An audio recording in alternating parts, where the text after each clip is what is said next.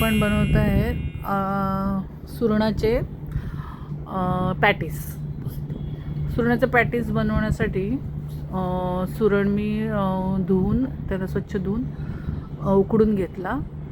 उकडून त्याचा अद्रक, लसूण आणि मिरची याची पेस्ट टाकली त्याच्यामध्ये.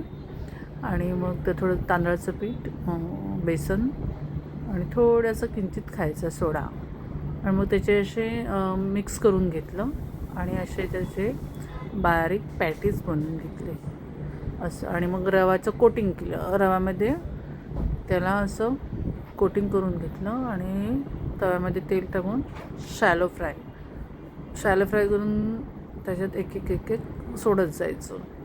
आणि नंतर त्याला पलटी करून, म्हणजे जसं ब्राऊन झालं पाहिजे तव्यामध्ये, तुम्हाला एक दिसतो आहे थोडंसं असं ब्राऊन झालं. जर गॅस थोडा फास्ट होता त्यामुळे ते थोडंसं जास्त लवकर झालं. रवा आहे त्यामुळे ते चिकटत नाही.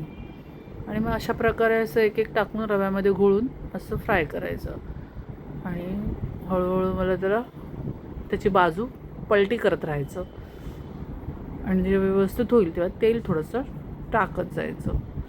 आणि तेल टाकलं का अशा वा मस्त कलर आला बघा. असा कलर आला पाहिजे पॅटीसला. पॅटीस म्हणा किंवा